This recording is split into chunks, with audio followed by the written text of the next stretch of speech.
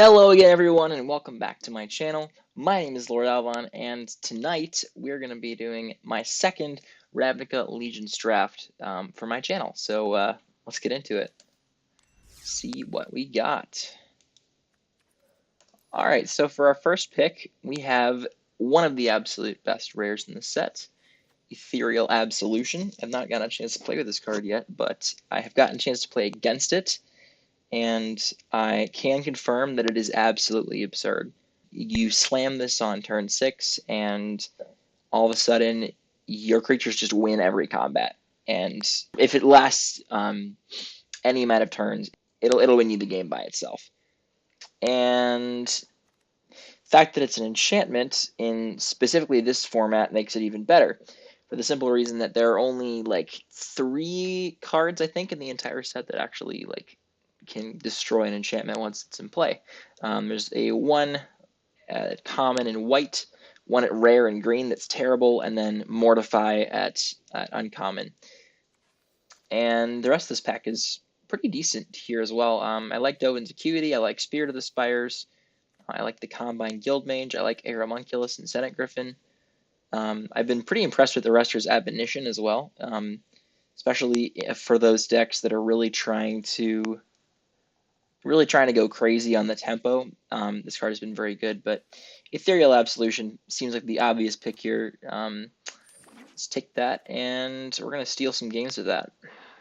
Okay, so you can follow it up here with several options here. Okay, so if I want to draft black-white, the easiest splash colors for that are blue and red, because you can play some black-white Orzhov stuff with Azorius.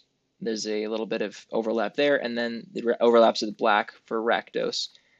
So I could take Get the Point or Law Mage's Binding. I think both of those are pretty excellent. And all 3 of these uncommons are very good. Pick is probably Basilica Bellhaunt. I think Basilica Bellhaunt is very good. It's been seeing play in Standard, and it's just a very solid value creature that also just provides some really great stabilization against all the aggressive decks. So one of the good things about this is I'm not really passing all that much that's good in my particular colors. So I'm likely to, if I'm passing stuff like this, be able to guarantee myself some good Orzhov picks in upcoming packs here. All right, so let's see. Some decent cards here. Not really anything too special. I like Rampaging Renhorn, I like Carnival Carnage, I like Terramander. But I think the correct pick here is probably the Orzhov Guildgate, just for the simple reason that I have this Bellhaunt, and I really am going to want to be able to cast that consistently. And so I probably want at least 10 black and 10 white sources in my decks to do that. And the only way to do that is to have at least 2 Guildgates, maybe 3 is ideal. So I will definitely be taking that and be happy about it. Okay, here's some really interesting ones. So I really like this Gateway Sneak, but I already passed one. So I think I'm not really in the market for this right now. I would love this Orzhov Guildgate number 2. But I think the correct call here is the Blade Juggler. It's just a very efficient creature. It was described this week on the Limited Resources podcast by, I think it was Marshall Sutcliffe, or actually it was Owen Turtenwald, described it as it's either Rogue Refiner, which was good enough to be banned in Standard, or Kavu Climber, which is also really good. And yeah, this card's just really, really awesome, and just kind of fills out this solid value kind of thing we're trying to do. So very happy with Blade Juggler here. Okay. Now here I think I'm going to take this Cry of the Carnarium. This card is very, very good. It's one of those things that is normally pretty bad in an Orzhov deck, but knowing that I have it early makes it a lot better, because I can sort of draft around it, try to draft some sort of black-white control deck. I really, really like this card. It is a great way to put a stop to all of those aggressive Rakdos decks that will sometimes give you some trouble, as well as last night I was playing a draft by myself, and I faced a Goblin Gathering deck that my opponent had cast 3 of them in one game, got a million goblins, and I'm not interested in losing to that today, so I think Cry of the Carnarium is really good. I'm going to take that. Very powerful effect, and I don't really like any of these cards. I mean, the only card that's I could potentially play here all that easily is the Civic Stalwart, but I don't really think that's all that good. It's kind of replaceable. So I think I might just take the Simic Guildgate just in case I end up with some form of gate payoff that I want to use. So we'll do that. I probably would end up playing it, but it's good to have one of those. I'm a lot more likely to play something like this Rakdos Guildgate. That could be potentially a splash for red for something like Get the Point or any number of other really powerful red options. So I think that's probably a little bit more impactful than something like an Arrestor Zeal or an Exposed to Daylight. Arrestor Zeal is a pretty good combat trick, but I don't think I'm going to be the kind of deck that wants combat tricks. But we'll see. We'll see, I guess. And here I'm going to take this opportunity to pick up the second Rakdos Guildgate. Consign to the Pit is fine, and I'd probably play it, but I think getting that good mana fixing for this Bellhaunt is really where I want to be. And, okay, we take a Carrion Imp or a second Rakdos Guildgate. I'm not actually sure which is correct. I think I like the Carrion Imp a little more in the Rakdos decks, because you're trying to find some ways to get that chip damage in. This is pretty good for that. Although it does combo with the Cry of the Carnarium, so that I think is enough reason for me to want to take it here. And same goes for this 10th District Veteran, although I don't believe I'm going to be playing it. I'll put it in there for now. And Carnival Carnage. This isn't bad. Sometimes there's matchups where you want to be able to deal 1 damage to something. There's also this Gateway Plaza. This might be a little more relevant. I am not seeing myself splashing red just yet, but it could happen. And I'm fine taking a Millennium Falcon here. Yeah, this is good. And Macabre Mockery. The Skull of the Vampire is not terrible. Zorius Locket we're probably not playing. Exposed to Daylight last pick is good, because there are some enchantments in this format, like Ethereal Absolution, that you definitely want to have answers for. Other ones I can think of would probably be stuff along the lines of like High Alert. That card is pretty disgusting.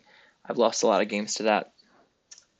Now let's see. So here we have a couple options. The most powerful card in this pack is the Mesmerizing Benthid, but we are nowhere near blue at this point. We are solidly black-white and probably going to end up splashing red if we're splashing anything, because we have the 1 Rakdos Guildgate already. So I kind of like this Ill-Gotten Inheritance here. This card is very good. And although I do like Get the Point, I really like this Ill-Gotten Inheritance. It's one of those cards that you can just play on 4, and then just for the rest of the game, your opponent is just on this clock. And if they don't ever answer it, then you just win. So it forces your opponent to play proactively, which they might not be able to be. They might not be able to do, which is super nice. So I think I like Inheritance here. I'm kind of bummed that I have to pass this Benthid, but I'm just nowhere near that at the moment. And okay, so here we can take the Summary Judgment or the Administrative Obligation. And although the Ministrant is kind of a non-bow with this Cry of the Carnarium, I think it's good enough that I might want to just take it. It's quite good. It's also the Summary Judgment. I really do like Summary Judgment too. And I don't currently have any cards that are 2 or less. This is really good removal. I think... Slamage's Binding is super tempting too, but I don't believe I want to be splashing something like this when I could just very easily take this Summary Judgment, which is almost as good in a lot of situations. Yeah, we'll take that. And I'm happy to take that. Happy to take this Orzhov Enforcer or the Final Payment. I think both of those are really good.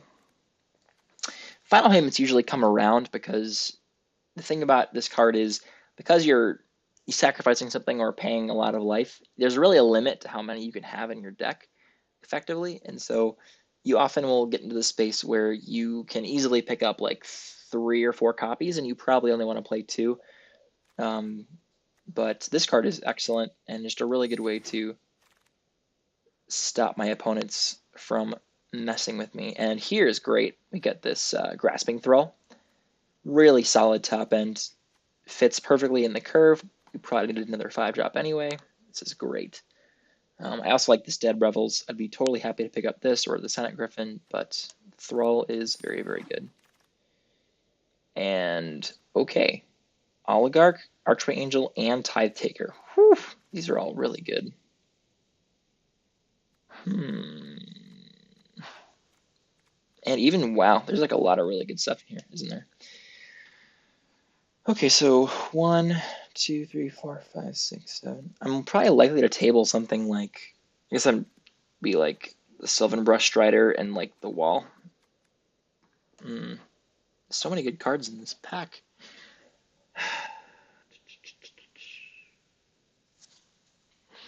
I really like Archway Angel a lot. High Taker and Oligarch are very, very good, though.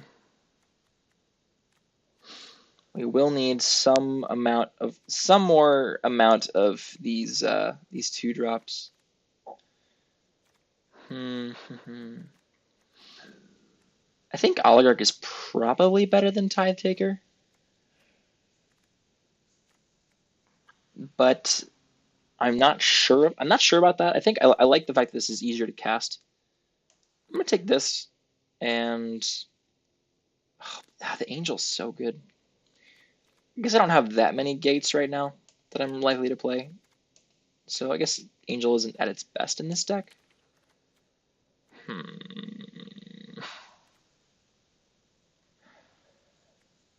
It's probably the most powerful card in the pack, though. I'm getting like 2 to 4 isn't even that bad. Yeah, it's a tough one, guys. I'm not really sure. I think the 2-drops are a little more replaceable, and Angel is just an absolute beating. And we're going to get rewarded with a 3rd Guild Gate here, which I'm totally fine with. And I don't really like any of these, but Footlight Fiend is fine. It's a solid sideboard card against the more aggressive decks, and I like it there. Pegasus is good. 3 toughness, survives the cry. It's pretty sweet. And another Rakdos Guild Gate, or maybe a Drill Bit. Don't think I like Rally to Battle in this deck, but Drill Bit might be a good sideboard card. I'm not sure. I think probably is. Put that in the board. I'm not sure if that's correct, but oh wow, these Sorvar hybrids are going around. That's crazy. This card is really, really good. I mean, I'm too late to go into green, but I probably just want the imp, 2nd imp here. Imp isn't bad. Okay, looks like the final payment came around. That's awesome. All right, perfect. Yeah, like I said, these often do come around. I do not. Yeah, I would probably hate draft this in real life, so I'm gonna do that. Sweet, Panther came around. Yeah, like I said, Brush Strider and Wall came around as well, as I thought they might. And these are both terrible. All right, here we go. What do we have? We've got Judith the Scourge Diva, Grotesque Demise, Imperious Oligarch, and Sky Tether. I like Sky Tether quite a bit, but I think we are probably not going to be one of those like just wins with flyers kind of deck, although we do have a lot of good flyers. Judith is really, really good, but I don't think we're going to be aggressive enough to take advantage of Judith, so seeing like Grotesque Demise and like Oligarch, I guess. I think Grotesque Demise is just very, very good. Kills a lot of things that we care about. and that's excellent. And here we could take the Gutter Bones or the second Blade Juggler. I think Blade Juggler, as I said before, is just very good. So I'm totally happy to take one of those. And here we can get another Ill-Gotten Inheritance, or a Hero Precinct 1, or a Grotesque Demise, or a Final Payment. And all four of these are excellent. So now the question is, what do I need more of between all of these? Let's take a look at my removal count here. We got Final Payment, Summary Judgment, Demise, Cry, and I guess that's it. So it's like 4 solid removal spells, or like 3 removal spells and a sweeper. So I wouldn't mind another one of these, but I feel like the first Final Payment did come around, so I think it's likely that this one will as well. There's a lot of strong cards in this pack, so I think I'm going to make that risk. And I think Hero Precinct 1 might be the most powerful card here. I guess I don't have that many multicolored things, so kind of narrows that down a bit. Maybe between like these two. And I really like Ill-Gotten Inheritance. You know, I don't know if it's better than Grotesque. It probably isn't better than Grotesque Demise, but oh, this is the Discipline pick. That's the Discipline pick. It hurts, but I think it's correct. And here I like the Syndicate Messenger, just a pretty solid little middle-of-the-road flyer. Senate Griffin's probably a little bit better than it, but because of this Cry of the Carnarium, I want to avoid expensive creatures with 2 toughness. But Messenger fits the bill quite nicely. Second Grasping Thrall does as well. That's excellent. And wow, second Cry, that's perfect. Okay, wow, that's fantastic. And we get an Oligarch as well. Very nice. And another Guild Gate for our Archway Angel. And I don't mind a Sky Tether. It could be good in some aggressive matchups. Maybe a second way to kill enchantments, if that's relevant. And Millennium Falcon number 2. I'm almost definitely not playing this because all the 5-drops I have are way better than Knight of Sorrows. So Locket it is. And Screaming Shield actually is not a bad sideboard card. It does, in fact, do things that are not bad. Okay, sweet. All right. Let's take a look. All right, so I'm going to side out all my lands for now. And we're going to look at our curve. We're going to look at all the different things we need to be thinking about for this deck building process. We got 24 already. Now, I want to avoid things that die to the double Cry of the Carnarium that we have. So probably something like Vizkopa Vampire is pretty bad. Yeah, because like Twilight Panther and Orzhov Enforcer and Oligarch are just all really, really solid early creatures. And they can often trade off pretty easily. So I'm totally fine like keeping those. I can always, if I have like a hand with Cry or like a hand that I know I'm gonna want to use Cry in, I can just like not play these guys until, you know, turn 4 after I've used one of these. So I think I got Vizkopa Vampire. Yeah, this deck seems awesome. Just got super solid. Actually, wait, 10th District Veteran is bad, right? Yeah, let's cut this. Maybe you put in like the drill bit. Not sure. It's quite possible that I just want this Sky Tether. Because, I mean, looking through this, most of my creatures that I want to be attacking with have flying. Like, Pegasus has flying, Double Carrion Imp have flying, Double Grasping Thrall, Archway Angel. I guess not all of them, really, though. I don't mind a drill bit, though. I think I have a lot of like Death Touch creatures that are going to be difficult to block that might incentivize my opponent's not blocking. So I think that's probably fine. I think I like it better than, or maybe I just want the maybe I want the one main deck Exposed to Daylight. That might be better. Actually, yeah, let's run the Expose the Daylight. I think I'm fine having like one answer to some crazy enchantments. This set is full of them. Between like Inheritance and Absolution and High Alert and Rhythm of the Wild, there's just a lot of crazy enchantments going on in this set. So we're going to put in the 4 Orzhov Guild Gates. And I'm just going to accept that this Archway Angel is probably only ever going to get like 2 to 4 life. I'd rather not play any of these off-color gates. Like, this seems fine. That is going to be definitely enough fixing to make this Bellhaunt really good. Because now we can play like a 6-7 split. Probably 7 black, 6 white.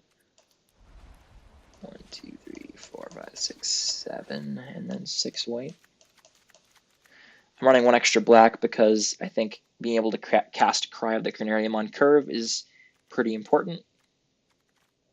And this way we have 10 white sources, 11 if you include the locket, and then 11 or 12 black sources. Yeah, this deck seems sweet. All right. Yeah, I like it. All right, cool.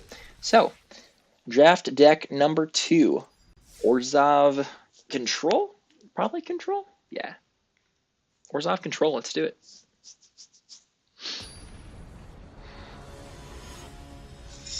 All right, match 1 is against the Bacon Oracle. I don't know what I'm going to do against this power. All right, Bacon Oracle, would you like to go first or second? That is the question.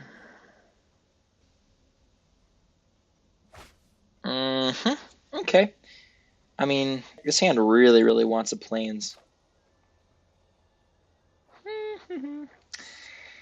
I guess this hand does nothing if I don't draw a plains, and it's really good if I do. I think I'd probably mulligan this. This is gross, but if I can draw into like a couple lands, then I've really got this hand really gets there. So, all right, well, I really don't like going to 5 in limited. I think you just lose a lot of the time from running out of cards. But yeah. So Cry, between all of like the Cry, the double demise, the judgment, I think we are reasonably likely to get there. So my hope here is that if my opponent decides to adapt, that they do it after they've attacked. Ooh, oh, this is perfect. Okay, sweet, sweet, sweet, sweet, sweet. So now, do I Summary Judgment this now? And I think the answer is yes. For the simple reason that if I don't, my opponent could just adapt this, and then I just can't kill it with anything in my hand. And I would like to not just be dead to that. So this is great. All right, perfect. We're going to save Cry for like hitting multiple creatures if we can. It's probably not going to be as good against whatever this is. Oh shoot, I probably should have killed that first, but honestly, I don't really care about Wilderness Reclamation all that much. Don't really care. Although I might just blow it up if my opponent has anything to do with all that extra mana. Like if they play some sort of like crazy adapt creature here, I'm probably gonna just kill the okay.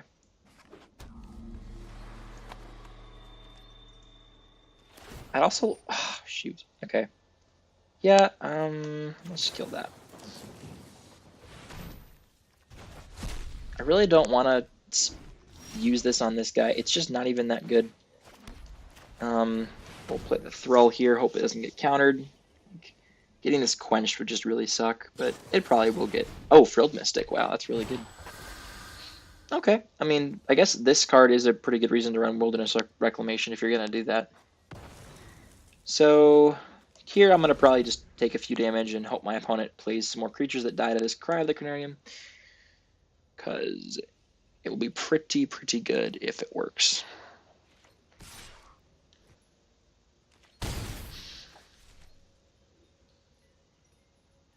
He really got nothing?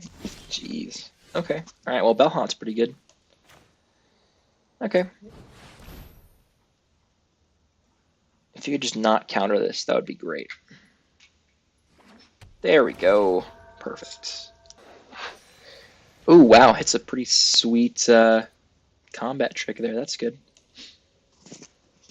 So this probably means my opponent is stuck on mana. Sore Form Hybrid. Oh, this is great.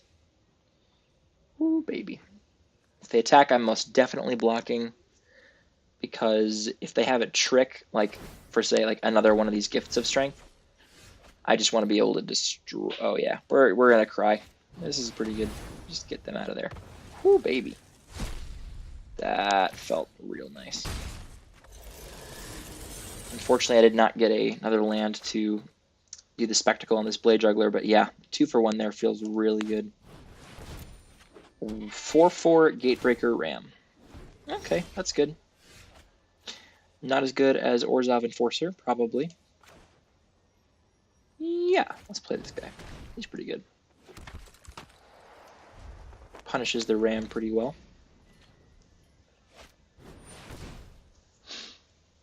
Yeah, I'm almost definitely going to be demising this Skatewing Spy as soon as I get the chance.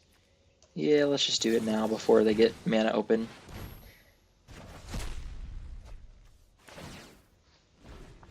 Okay. Do I attack with this? Probably. Enables the spectacle on my Blade Juggler, which is pretty good. Yep, not gonna block. And we'll just get to play this for 3 mana. Oh, how good does that feel? The answer is very. And I guess we'll play this. I don't really see the Wilderness Reclamation as that much of a problem.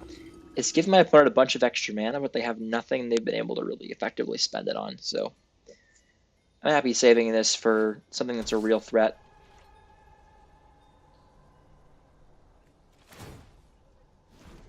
Okay.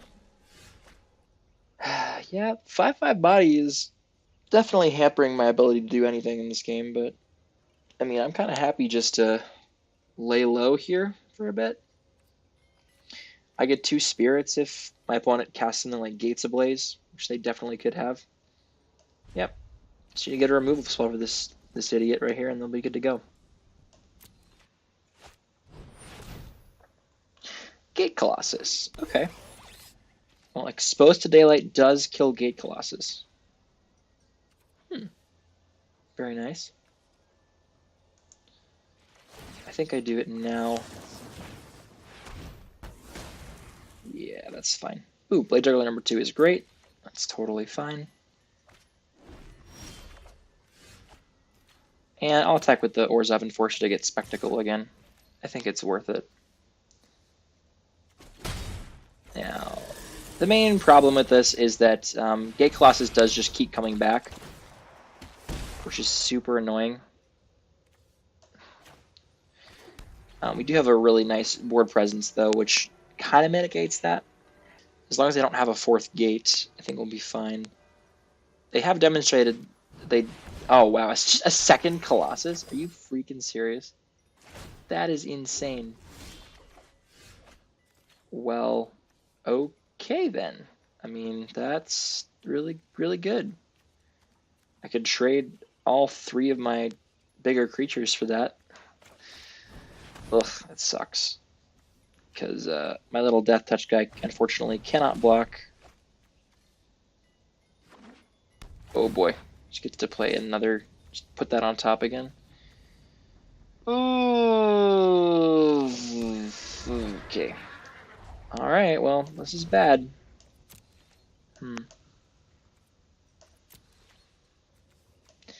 Do I have any way of permanently dealing with these guys? I don't believe so. Yeah, so this right here is a perfect example of why the Gates cards in this format are just so incredibly good. Because the payoffs are just ridiculous. Like this giant 8/8 that played for like 5 mana, and then just can't be blocked effectively by anything, and it keeps coming back. Yeah, I mean, it's one of those moments where I wish this just said exile, but it does not. Worst part is, like, every single gate will be able to, like, buy my opponent back both Colossi. Yeah, I mean, we're pretty screwed now. I mean, I can't attack with these really effectively at all, so. Oh boy.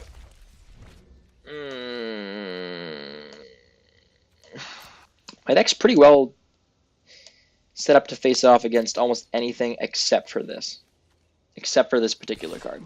So it's one of those moments when I wish I had Consecrate / Consume. It's a card that the Consecrate half usually like kind of sucks because it's like you're exiling a creature from a graveyard, which usually does nothing. But yeah, I can't win this game. Okay, so we're gonna concede, and hopefully I have some sideboard tech to deal with the Skate Colossus that I didn't know about. And let's take a look. Okay. Well, I'm not seeing anything. That's not good. Actually, wow, Sky Tether. Ooh, Sky Tether's good. So Sky Tether does cleanly answer Gate Colossus, and because of that, I will be bringing it in. So let's do that. And then probably Twilight Panther is pretty sucky in this match. Maybe like Pegasus doesn't really do a lot. Yeah, it's probably Pegasus. I don't see that card really doing anything. Probably don't want Double Cry in this matchup. Maybe Double Expose is good, though. This can't hold them forever, but it can hold them off for some amount of time. So I think I like that. I like that pretty fine. Should I try to win in the air? I think it's going to be the best way to get this one done. I think I want to be on the draw in this matchup because it's largely going to be dictated by card advantage, and so I don't much care about tempo, and we have a terrible hand, so going on the draw makes that a lot less painful. Mulliganing this hand. And this hand's bad too, but I have to keep it. And probably bottom this.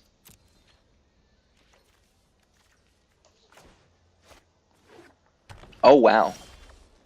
Carrion Imp.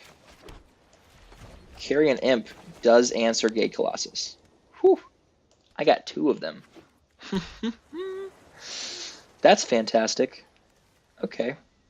Alright, I'm in. Sauriform Hybrid. Awesome. Okay. That card's pretty good. But so is Orzhov Enforcer. Alright. Yeah, I'm definitely going to be saving this Carrion Imp to answer a Gate Colossus. If I can, I mean, it might be better just to like play it on 4 to develop some pressure. But if I can't, barring that, I think this guy's going to be really, really good. Very grateful I picked up 2 of them.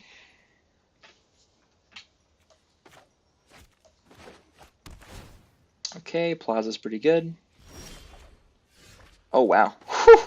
Get to Spectacle a Blade Juggler. This is excellent. Alright, wonderful.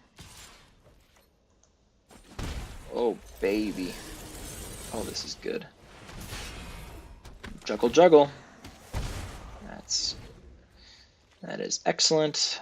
I'm going to keep close tabs on my opponent's gate count because Gates Ablaze could very well wreck me out of a game that I could otherwise win, so Combine Guildmage. Okay, I think I'll spend my removal spell on that.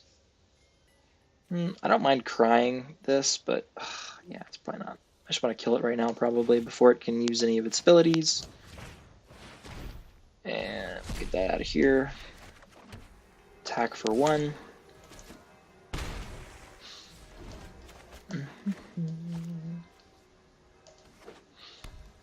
Alright, so 2 gates. So Colossus costs 1 million still. Oh, Ethereal Absolution. Awesome. Okay. Hopefully I'll get to cast that next turn because it will do some serious work. So So one thing I'm not going to be doing is casting this when my opponent has like 4 open mana, because they've already shown me that they have Frilled Mystic, and the last thing I want is for this to get Frilled Mystic. That would suck on so many levels. Okay, Ram is insane. Yeah, here we go. We're slamming this guy. Ooh, baby. No quench, just once. Awesome. Alright. There we go. Yep, and so this also does... this also exiles creature cards from my opponent's graveyard. So, yeah, so Ethereal Absolution, not only does it create a ridiculous pump for all my creatures, but it also answers Gate Colossus very cleanly. That is fantastic. All right. Works for me, man. And 1, 2, 3, 4, 5, 6. I think I'd rather just use the Absolution on this Sword Farm hybrid rather than play the Imp. Yeah, that seems fine. We're going to pass. Try to double block this Gatebreaker Ram here. I'm fine with that. If they have some sort of combat trick they want to use, that's fine. Okay, you can attack, probably. Alright, we're going to just hit that guy. And double block here. Hope they don't have a combat trick.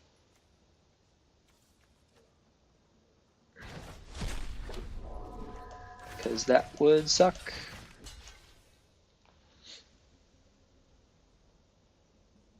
Got it. Slime Bind. Well, that'll do it. Okay. Tilt. Alright. Yeah, this is not good. I guess I have to play this Carrion Imp now. Probably gonna exile something from my own graveyard. Yeah, exile like my own Enforcer or something, I don't know. Really? Really, man? Okay. All 3 of those are really good, so yeah, we are not in a good space right now. Even with the Absolution, which is very good. Yeah, it's one of those moments where I wish that these Grotesque Demises destroyed rather than exiled, but... Okay.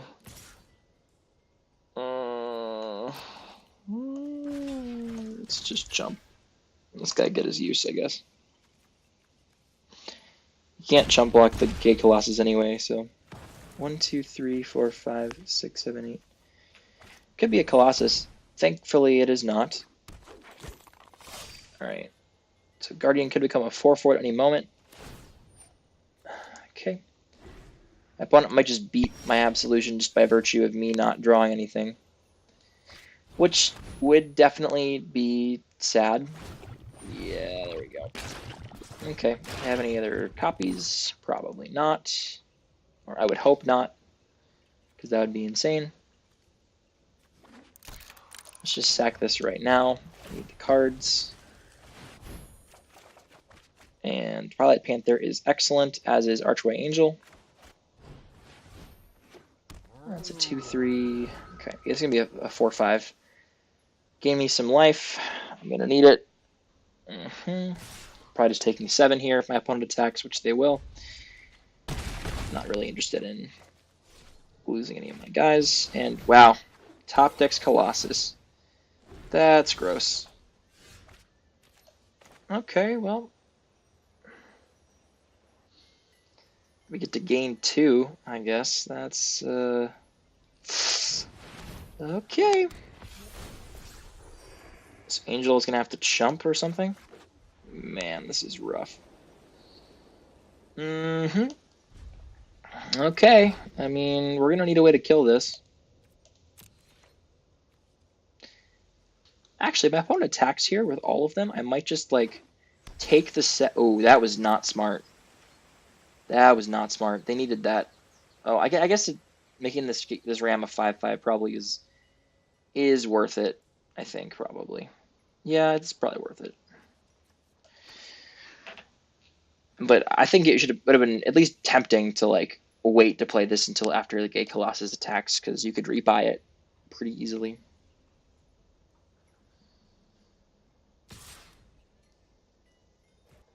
Yeah, I'm not chump blocking this. There's no way. There's no way. I'm just gonna take 7 and then die, probably. Need a way to kill this. And way to kill it. Let's go.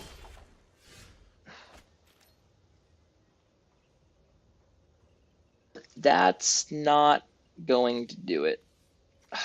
Man. Yep, Gate Colossus is really good, and I don't think we had any way to deal with it. We had a couple ways we could have drawn that would have been good to kill it, but I don't think we just didn't get there.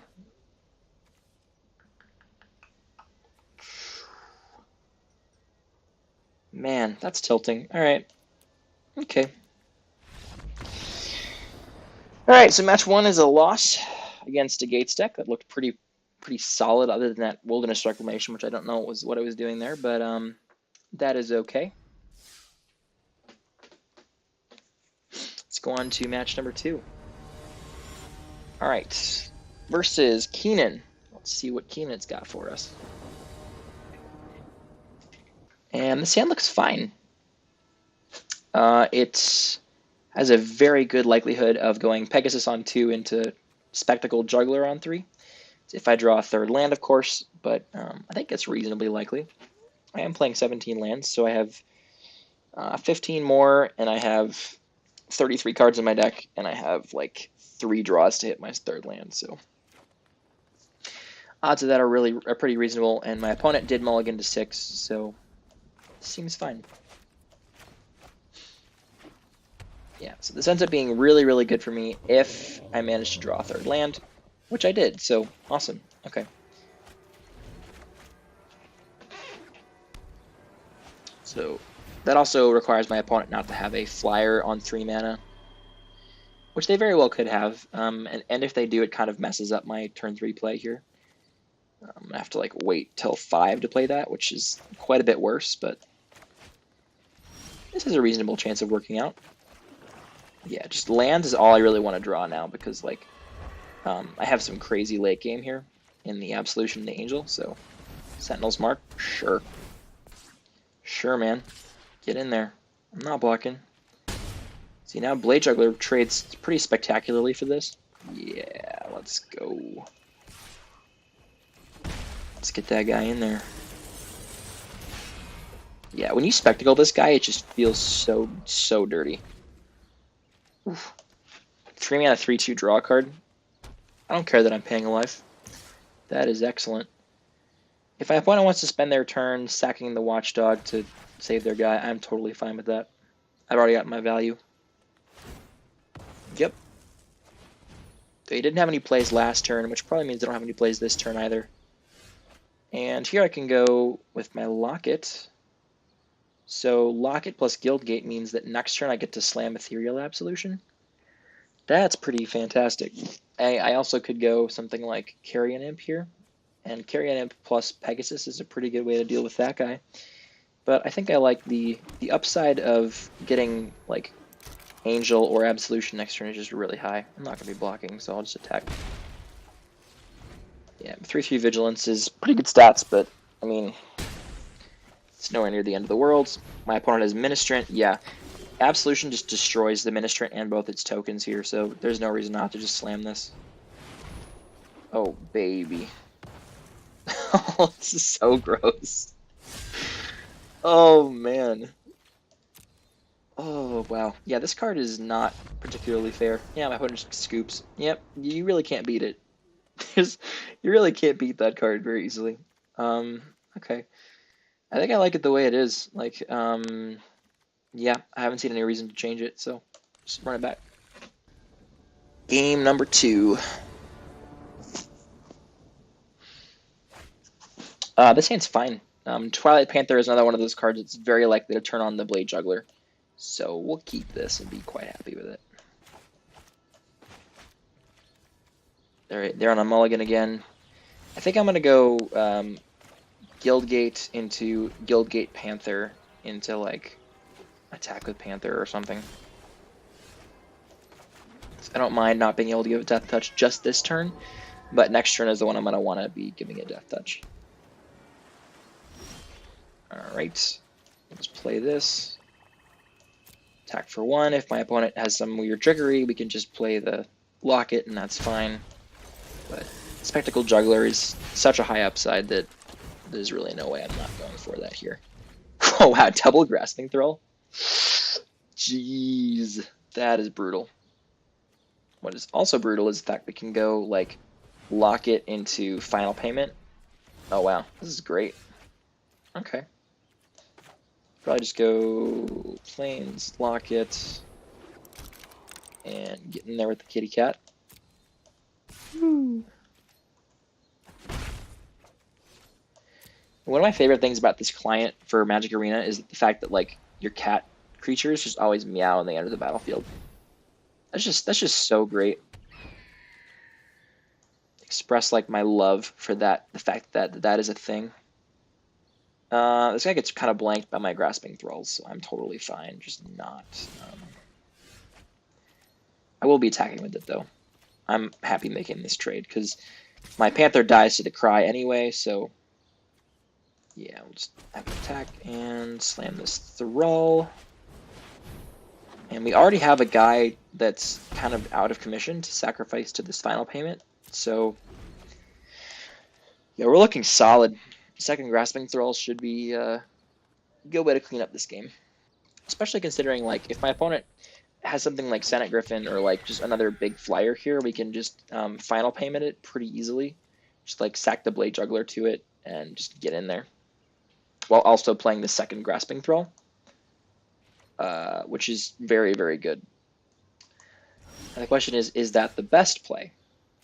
Because there are other plays that I could make. You know, I think that is, in fact, the best play. Let's just... Because the Cry of the Carnarium just doesn't really do what I want it to do. It just kills the Griffin, but then also kills my 2 creatures. I really like just killing this right now. We're going to sacrifice a creature. And... Oh, God. Okay, hold on. You gotta... So the way this works, you target the creature you want to kill first. And then you target the one you want to sacrifice. There we go. Okay. Final Payment takes that guy down. Hidden for 4. Opponent does not know I have another Grasping Thrall. If they did, they probably would block. But as it stands, I get to slam another one of these idiots and really get there. Whew. The only downside here would be like a Deputy of Detention, but yeah, this is good.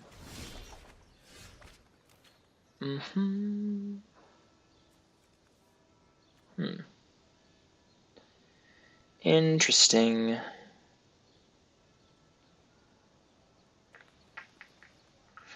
So if I attack with like all of these, they probably like double block one Thrall with like the mess with a yeah, they double block one of my Thralls with their Messenger. I'm just gonna sacrifice the Locket. See what I got on top. Oh, that is excellent. Okay, now if they try to double block, I can really get them. What you gonna do, double block? Oh, baby. Oh, baby. That's just brutal. That is just brutal. Feels good. Okay. Yep.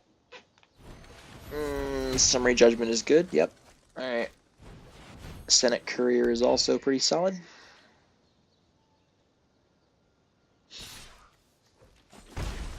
Now I'm almost definitely going to be... Ooh, okay. Yeah, this seems fine. Let's attack with the Twilight Panther, because this guy's going to be blocked, and I don't really fancy that happening. And we'll just Bell Haunt. Get one of the last 2 cards out of my opponent's hand. And it should be a good one. Oh, wow. Exposed to Daylight. Oh, man. Because they were holding on to that for their for my Ethereal Absolution, huh? Okay. I mean, yeah, that would have been good, wouldn't it?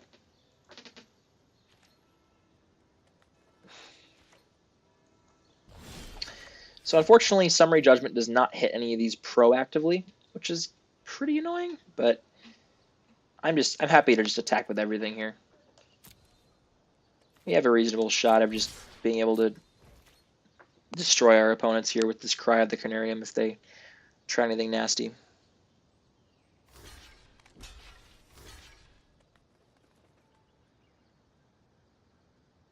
Or we just don't even need to use Cry. That's fine. I'm fine making like this double trade here. That's totally okay with me. Yep. That's good.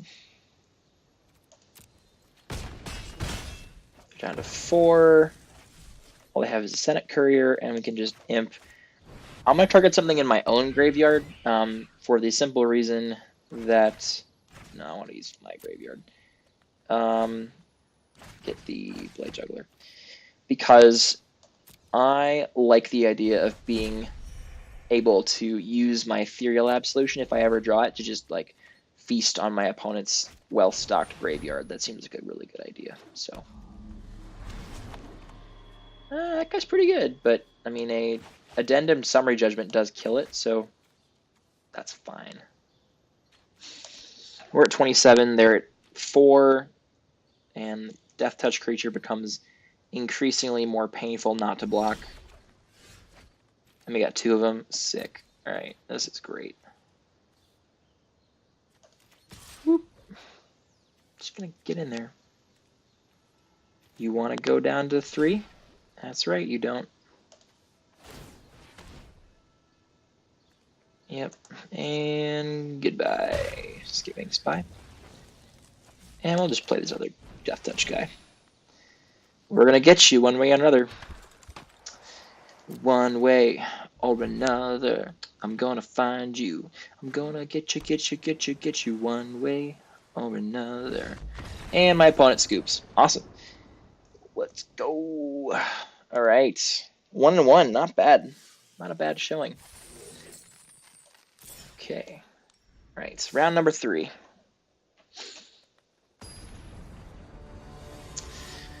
Let's see. All right, Moist Newt. Oh God, why would you have a username with the word moist? That's just, ugh. That's such a cringy word. It's so cringe. Not a fan. Not a fan of moist. Nope. This hand is great. We have a turn 3 Cry into probably a Bellhaunt on 4, or if not, Inheritance. Yeah, this is good. So this is a really good hand against like a aggressive Rakdos kind of deck. Rakdos or maybe even Gruul could be good against them too. So I'm hoping to see like a Rakdos, couple Rakdos cards here out of the bat. White, okay. I mean, Cry is also good against Orzhov. Kills all of the Afterlife creatures very efficiently. And Watchdog, it does not kill, so I'm a little sad about that, but that's okay. Okay, we got 2 gates, so Archway Angel's getting 4 life on the battlefield. On the end of the battlefield trigger, that's pretty good. Pretty good. Ooh, looks like they are Orzhov. And they got a Locket. Okay, Locket's pretty good. Yeah, this Cry should be pretty good. Unfortunately, it doesn't really seem to be doing anything right now. But, yeah. Not playing the Cry on this empty board. It does not kill anything. Yeah, there we go. They're playing Mardu. Okay. So now this Bellhaunt gets to hit the last card in their hand. That's excellent. Okay. Woo! Ding. Oh, Macabre Mockery. Okay. That's not a card I like particularly that much. It can be, I guess, decent if your opponent is one of those kinds of people who likes playing, like, maybe specifically Gate Colossus might be good against that. I don't know. Probably not. I'm just going to slam the Inheritance here. The Bellhaunt holds back this entire team quite well. And, yeah, I'm fine just having him hold everybody back. And then maybe next turn my opponent will have played something else that dies to Cry. That'd be good.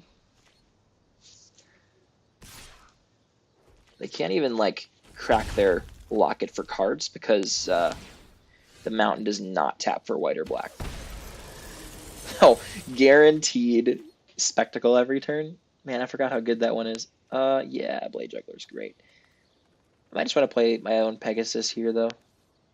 It's Pegasus plus Orzhov Enforcer. So like getting in with this guy. But, I mean, Carrion Up's good, too. Yeah, I'm going to play, like, Pegasus plus Enforcer here, I think.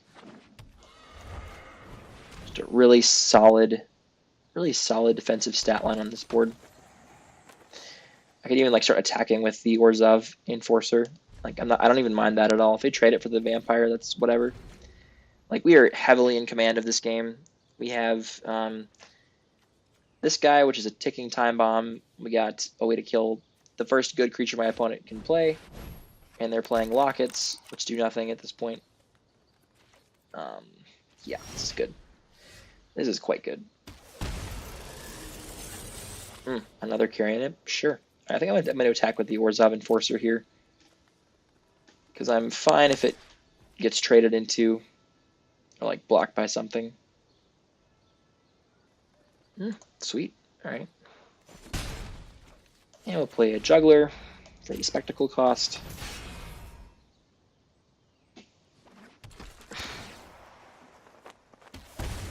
Trying to draw extra land, which we did. That's perfect. And we're going to pass.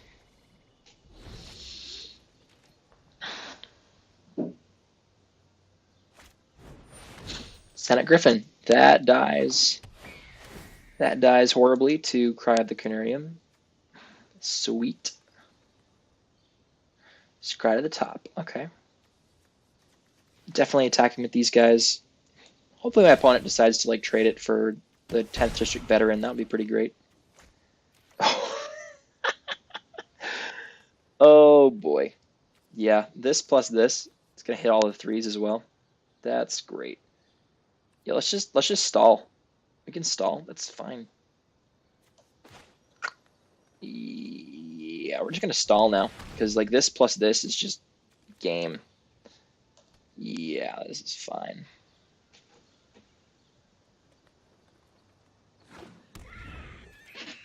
One more land is all I need. This is going to be a net of like plus 10 across the entire board. Ooh, baby. That's so good. Even like probably even more than that because it killed this guy just right off the bat. So did he pay 5 life? Yeah, he did. Okay. That's not a good idea against Ill-Gotten Inheritance, but okay. Watchful Giant doesn't get past my creatures.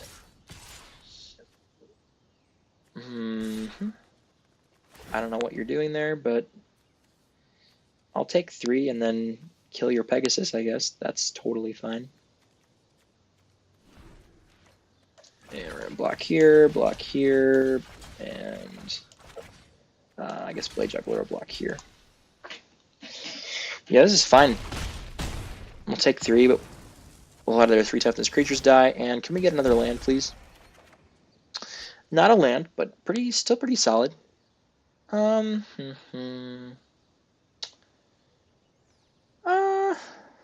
just play another imp.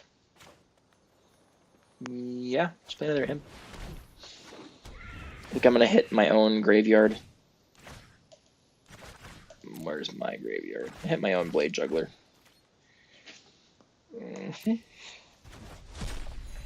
My opponent will not know.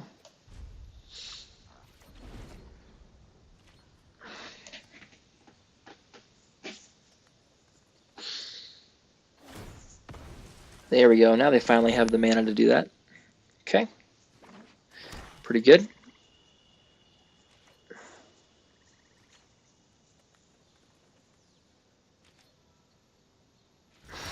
Can I get a land, please?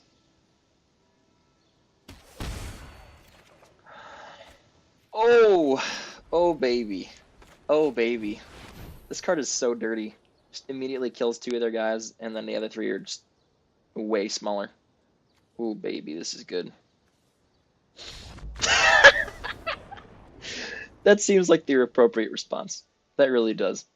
Oh man. Okay. So my opponent's deck seems like a way worse version of ours, so probably just run it back, right? Although Fetlifian could be good against their Sculpted Vampire. I don't really want to add that card. It doesn't really fit our plan, like, at all. Yeah, I'm happy just running it back here. All right, Moist Newt, what do you got? I don't know, but we are gonna find out. All right, back for game number 2 against our friend Moist Newt. Looks like he's put us on the draw, which is totally fine. We have Ethereal Absolution and some creatures. This could be a bit slow, but I think I want to keep it. We have a lot of really good early plays we can draw, and our opponent did not look too aggressive, so I'm fine with this.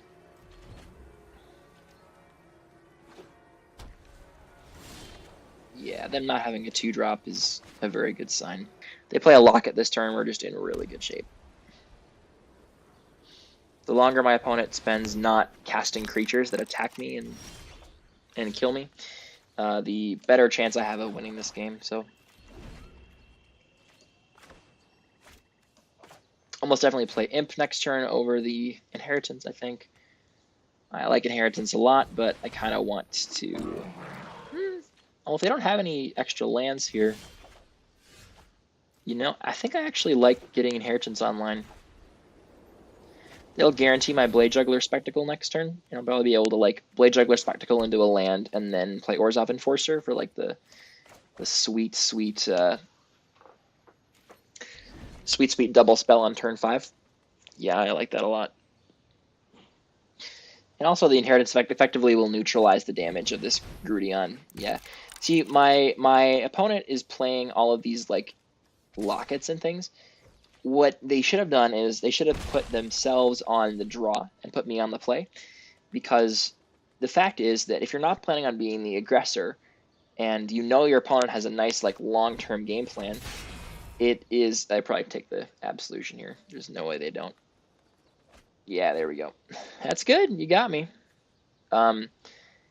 We can still win without that. There's no way this is going to be a problem for us to win, even without this. Juggler's fine. So trying to hit that second free mana this turn. And can we get there? Yes, we can. All right. Yeah, so if they're planning on playing an attrition game, which looks like we are, the opponent has a bunch of Lockets.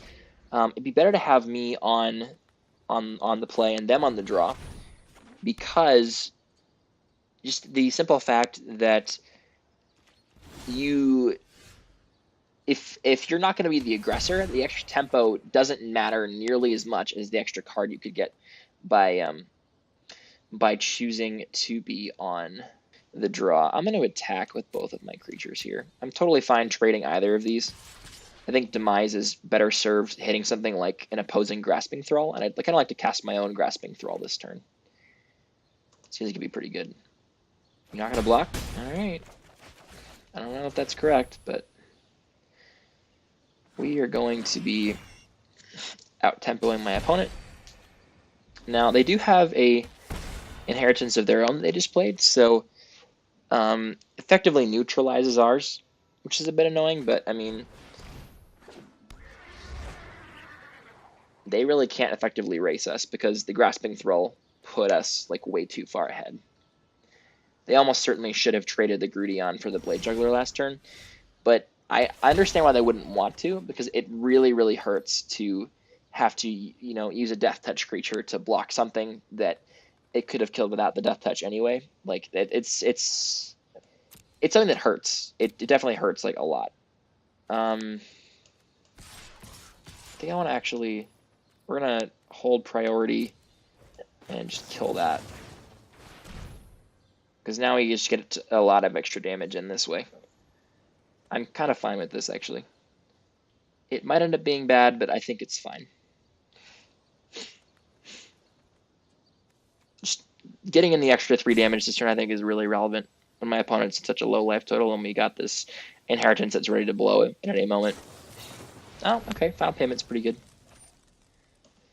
All right, you got me, but I'm still getting in for 4. So I mean, that was gonna hurt no matter what. Okay. You gonna take 4? Probably taking 4 here, and then Oligarch comes down. Yep.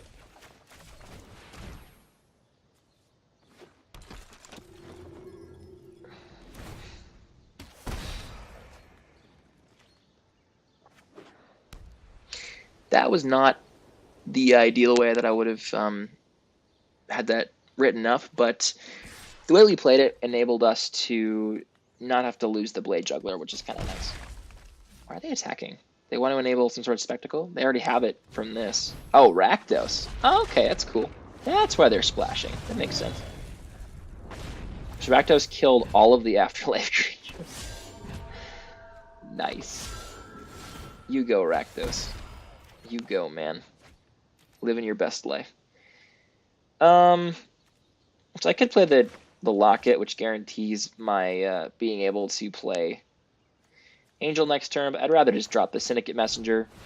I'm kind of trying to, add tempo my opponent at this point. Yeah, see, like, if they put themselves on the draw, it would have been so much better for them. Like, if they're trying to play this grindy game and, like, kill my guys and whatever, and, like Rakdos is great if you're, playing that kind of game. You attack for 6? I don't think so. There we go. And we get to gain a lot of life here. Is that correct? I think it is. Yeah, let's do that. Tempting as Locket plus Imp is, I think it's just better to just gain the 4 here. Get the Angel into play. And it's pretty good. And we're not going to be attacking. We're probably going to like save all our creatures for like some sort of big alpha strike. I'm hoping to draw my final payment so I can take down the Rakdos with it. Well, Knight of the Last Breath is pretty scary. That definitely is not ideal. Okay. So if I attack with everything, what gets blocked? I get in like 2 damage, then I can get in 4 more with this. That puts my opponent to like 4 life. Yeah, that's not at all worth it. I'm gonna lock it, and I guess I can hit my opponent's graveyard now because I have lost my Ethereal Absolution to their discard spell. We're gonna hit their Grudion, or the Pegasus, I guess. It's fine. Either one works. Okay, and we're gonna pass. I can't really effectively attack into this board, so. Yeah, the dueling inheritance makes this game a little bit obnoxious, but yeah, it would have been just way better for my opponent to just like be on the draw. I still don't know why they chose to be on the play. That feels wrong to me. And we're gonna be back in the Locket here. And those are all terrible. Okay. All right. We're not going to be attacking. But the thing about it is my opponent can't really attack either, right? Because, like, the way we have it set up is, like, if whoever attacks, the other person just wins because there's no more blockers. Carnage is totally fine. I have just lands. You can't really even effectively attack at all into this board.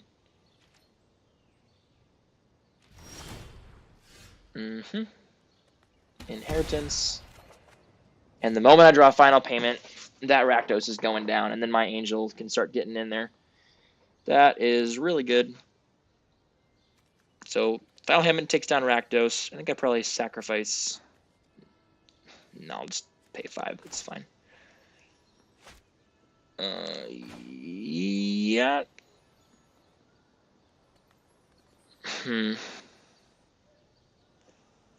Yeah, let's get that guy out of there. Pay 5. My opponent's going to sacrifice it to Knight of the Last Breath and get a Flying Spirit token, or not. Maybe they'll just forget to do that. Okay.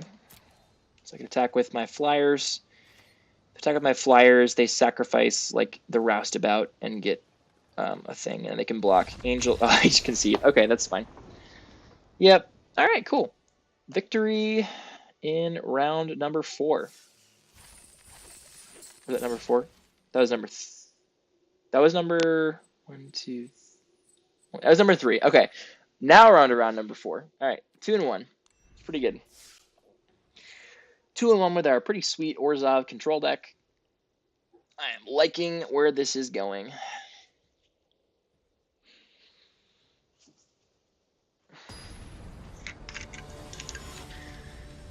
Oh man, this is great.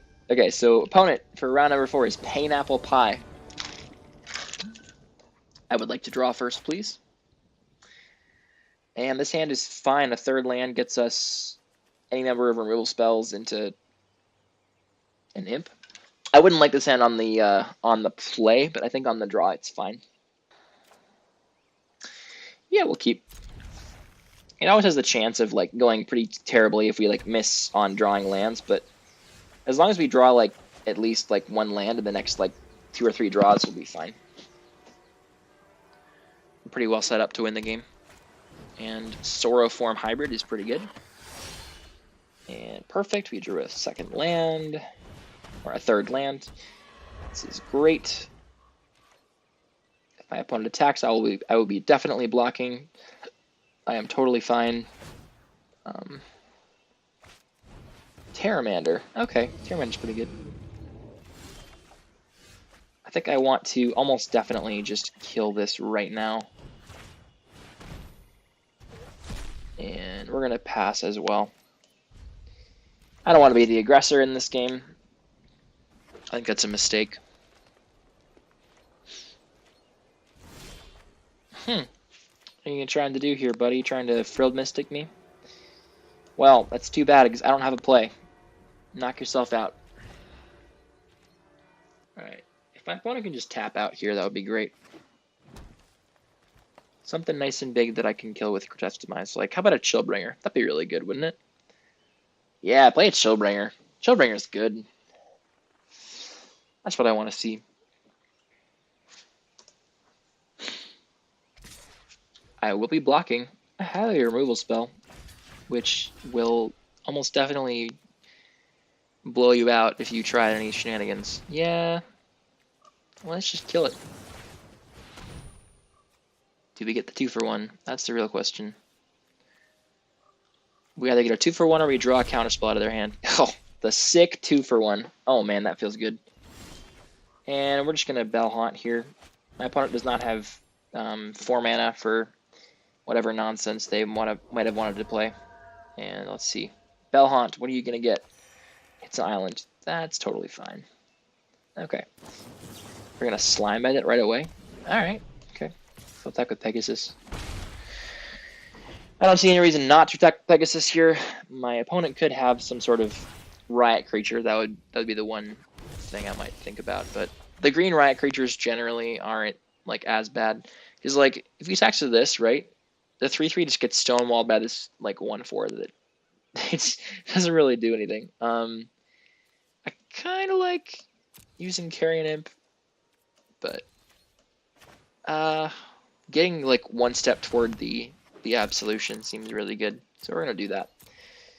Back to the Pegasus, and I'd rather pay 5 at this point than sacrifice Bell Haunt because the 4 toughness blocker even like I think is just really solid. Now, if my opponent decides they're going to be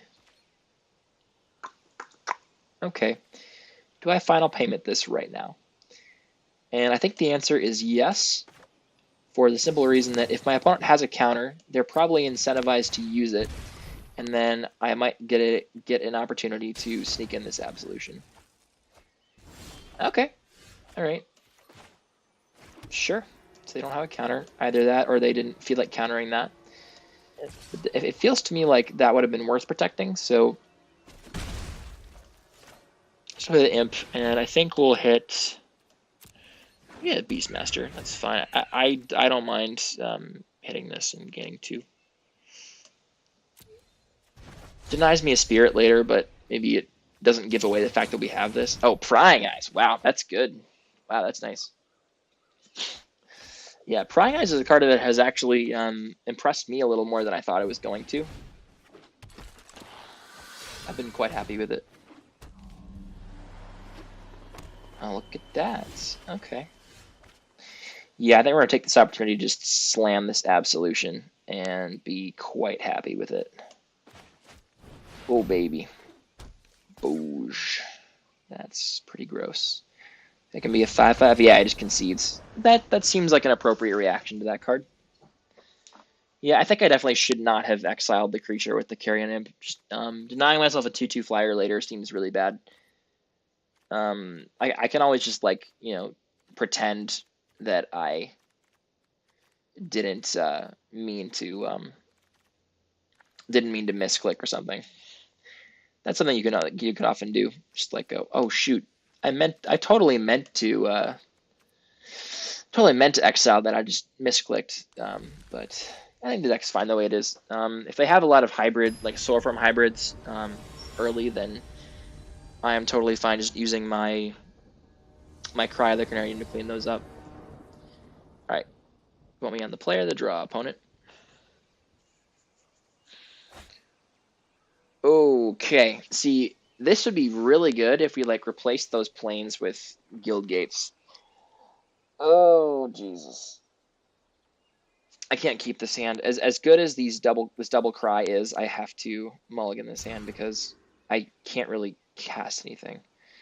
Yeah, I gotta keep this. I gotta hope I draw some lands. That's great. I'm gonna need a second black for this cry, but other than that, I think this hand is fine. Or even like if I draw like a plains, for example, I can go like locket and then use the locket to get the second black for the cry. So it's not even that bad. As long as I have my third land, we'll be fine this game. Like, we have the ability to play like all the things we need. And great, wow, we just have everything. We just get everything. That's perfect. Okay. Of course, my opponent does have this gateway sneak here, which is pretty bad. But if they don't actually play, oh wow, whew. Okay, we just get the nuts draw here. I'm gonna attack for 1. And then we're going to wipe their board with Cry of the Carnarium. Oh man, this is good. Old classic 2-for-1. That feels so good. And they just concede. Alright, wow. Okay. I guess they didn't have any blue mana. Even if they did, we had a removal spell for their Gateway Sneak. So, alright, Pain Apple Pie. Well fought, my friend. Well fought. Okay, so we are already 3-1 with this deck, which means we get all of our gems back. That's pretty great. And everything else from here on out is just gravy.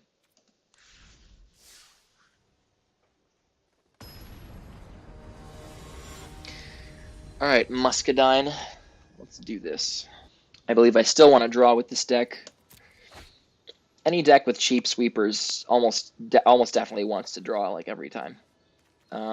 This is an interesting hand. I think we keep it though. Orzhov Enforcer is good whether it's on 2 or 3 mana. And okay, I probably play it next turn. And if I get lucky and spike another land, I can just I can play Blade Juggler maybe on 3 if I'm really lucky. That would be great. Ideal, draw like a swamp and then play a Blade Juggler on 3 and draw a non-land. That would be the ideal world. Things don't always work out that way, but it'd be really great if they did in this case. And my opponent looks like they don't actually have a third land, which is excellent for me. Especially given the fact that they chose to be on the play, so it means they probably are doing some kind of aggressive thing. That's annoying, but not the end of the world. I could just Summary Judgment my own creature that guarantees a Blade Juggler next turn.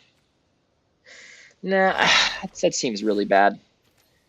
Oh, now it seems a little better, but oh well, it's fine. We'll just pass. I could always like expose to Dahlia at the end of the turn or something if I need to.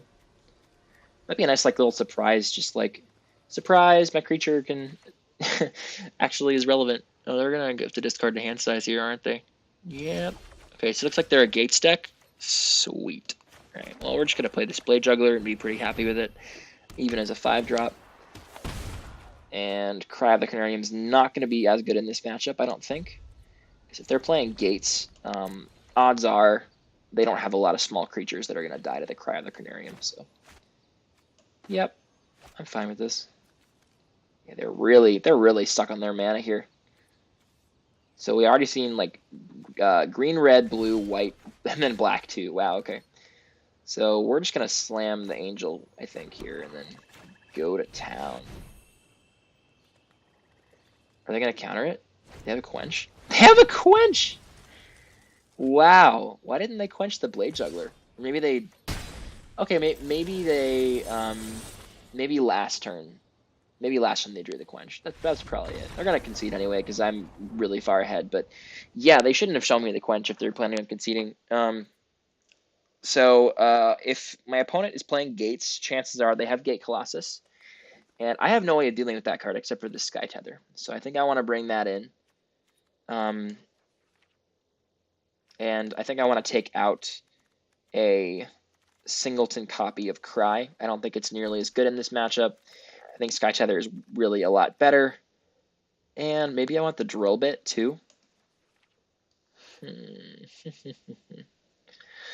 If we go through a really long game and I see they don't have any copies of Gate Colossus, then I could always just, bring in stuff like Drill Bits and Screaming Shields and like Persistent Petitioners. If I was playing blue, I'd bring that in, obviously, but because if the games are guaranteed to go pretty late, this guy can deal a lot of damage, as can stuff like the Screaming Shield. But I don't really see myself wanted to bring in Screaming Shield against a deck that could have Gate Colossus, but I really do like the Sky Tether. It's one of the few ways I have of actually dealing with that card.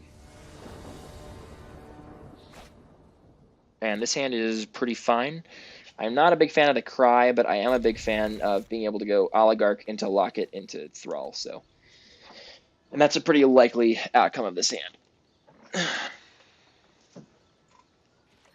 Opponent's on a mulligan, and this, my friend, is why when you're playing the Gates deck, you always want to be on the draw. Because you have some pretty crazy color requirements, and you often are going to... Wall of Lost Thoughts. Okay. Sure. Fine. Awesome. I didn't want to draw those lands anyway. Alright. I guess I'll need lands eventually, but as it is, this is fine. Alright. See if they let this Oligarch through. They probably won't. They almost definitely block here. Yeah, they're going to block. Okay. And I'll just have to play this Locket. I'm not going to try to cry these creatures away. That seems incredibly dumb. And we have a Carrion Imp, which can hit Colossus if need be. And probably will be doing that at some point. And knock another card out of your hand, sir. Yeah. Card advantage stuff like Bellringer is just especially good against Gate decks. For the simple reason they really require like a ton of card advantage to really function properly. Okay. This is fine. Do I want to save this imp for a potential Colossus? Probably not. I mean, I don't know. It is a reasonable line, I think, just saving the imp. But, I mean, I do have a second one somewhere in the deck. Yeah, I think it's fine to just play it and get rid of that guy right now. This is only, like, really bad if my opponent ends up having something like exactly Gates Ablaze. Even if they do, we get our Oligarch token, so that's not too terrible. We got a final payment for the first Colossus. That's fine. Okay. We're just going to get in there with the Carrion Imp and probably play like a Grasping Thrall here. Thrall is quite good. Applies a lot of pressure. They're probably going to quench it, but that's whatever. I don't really mind. I don't know why you're playing this card. Because, okay, so you really don't want to play cards like... I know it was good there. But you really don't want to play cards like Quench in your Gates decks. And there's a simple reason why. So you often run into the problem in... Actually, hold on. Let's go with the the Archway Angel instead. If you're playing like some sort of like long-term control deck, you'll often run into the problem where you will be drawing a large percentage of your deck. And so what you want is for your top decks to be like live. And the fact is that your top decks just aren't going to be live a lot of the time if you put cards like Quench in your deck. A good percentage of the time you're just going to be like wrecking yourself. I'm going to Spectacle this guy. We're going to draw a card. My opponent probably has a counter. Look like they do anyway. Thought Collapse? Sure. What are we going to draw? We're going to draw another Blade Juggler. That would have been really good. Man. Oh well. This is totally fine. So if my opponent like doesn't play anything, I think we're going to end a turn. Final Payment, the Axebane Beast. We can get in for like 3, 4, 5, 6, 7, like 7 damage here. Which seems like it's going to be really good. Actually, no, I don't really think that's good. I'd honestly rather just like save this for something like really scary, because at this point we already win in like a couple turns anyway. So if I put Imp into play, then we win in like 2 turns. But I want to save like 1 creature just in case my opponent happens to have exactly Gates Ablaze. Like I don't want to just straight up lose the game to that card, and then. If they're playing like a heavy red Gates deck, then that's a card they could definitely have. So I'm definitely not going to be just playing like an idiot around that card. Dovin, Grand Arbiter. That's pretty cool. I like Dovin. Okay, resolves.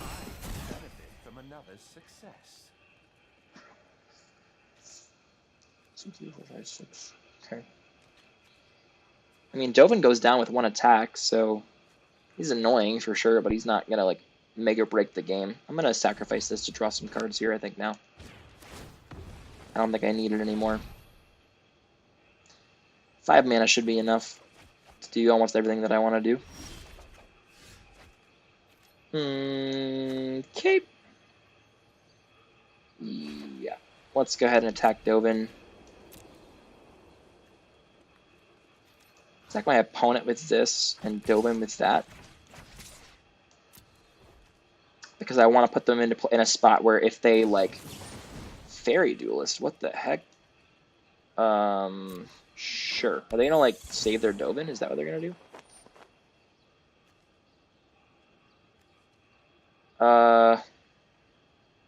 Okay. Sure. I'm going to put them down to 4, and then, like, a couple of removal spells on some of these flyers, and it'll be game. Oh, really? You're going to chump block? I mean, that's probably correct.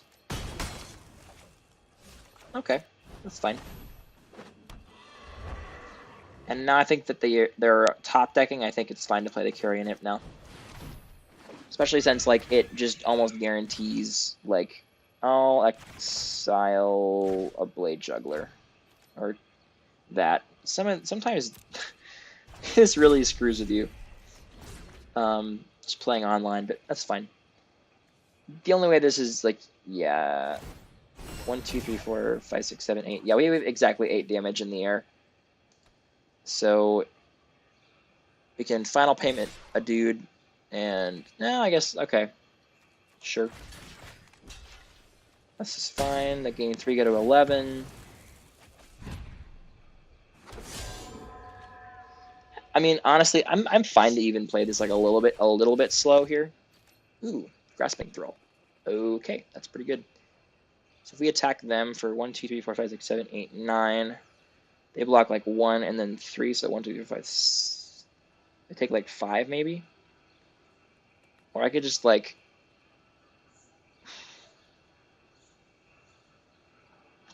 If I play like... I don't think Cry is a good play here. Maybe I send like 3 guys at Dovin. And then the other 2 at their face. Yeah, that seems okay. I kind of want to get him off the board. Just put an end to this this Thopter nonsense. Yeah, this seems okay.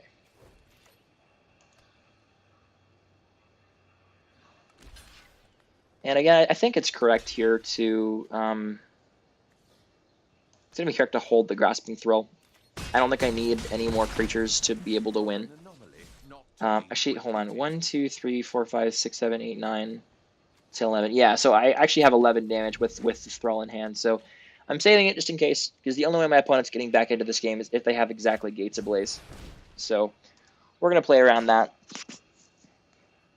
because I don't want to lose to that card. Game's not over yet. Alright, I guess it pretty much is. Sweet! Alright. Victory against Muscadine means that we are now, if I'm not mistaken, 4-1. Alright. So this is going to be the last match, regardless of whether I win or lose. We could go 4-2, we could go 5-1. But yeah, this deck has been very, very good. I like how it has like basically everything you really want for a limited deck. It's got the removal, it's got the solid creatures, it's got value, it's got an inevitability for the late game. Yeah, it's been very solid. I would select to draw first, and this hand is fine. Yes, it is slow, and that might punish us a little bit, but we have a removal spell, and a lot of what I've been seeing from people has not really been anything too aggressive. So at least today, anyway. Bolt the Jeff though might be different. Maybe Bolt the Jeff is playing something aggressive today. Well, Rakdos. Okay, all right. Rakdos is pretty aggressive. That's good. I have a lot of mana's worth of stuff in my hand. I'm definitely going to want a 4th land, hopefully one that is untapped. Otherwise, I'm going to be in for a world of hurt.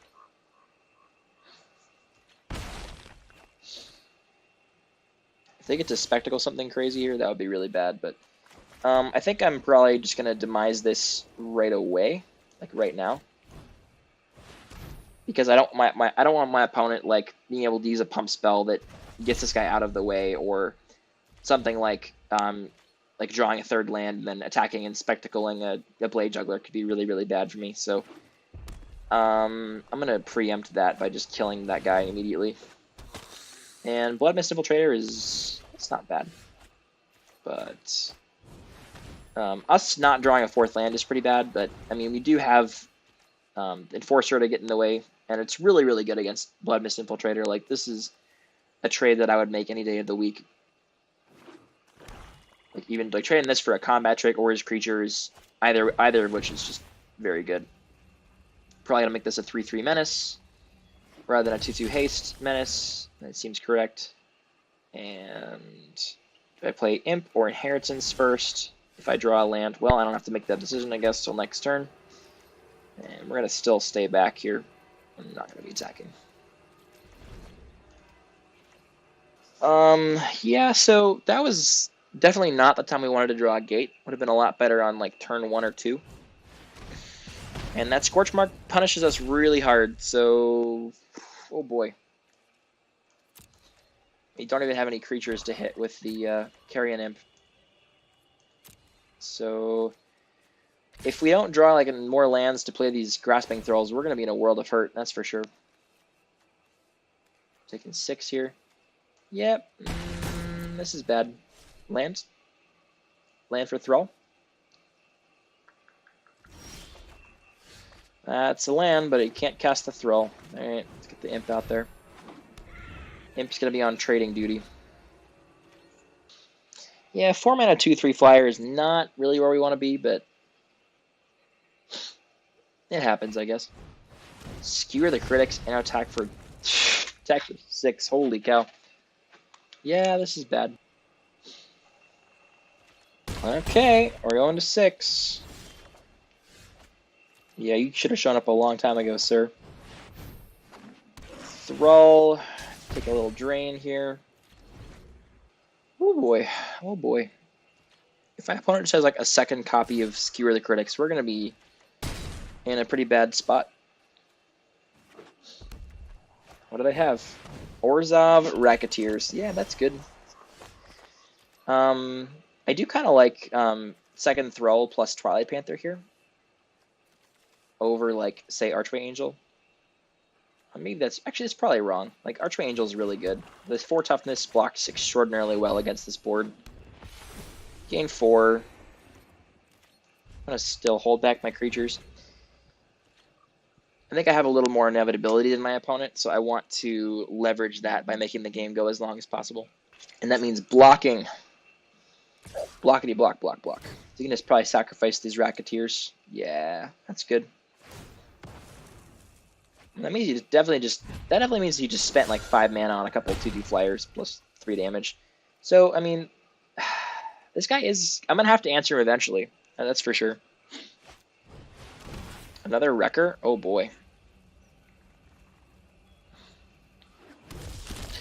Yeah, we're gonna have to play the other Thrall this coming turn here, I think.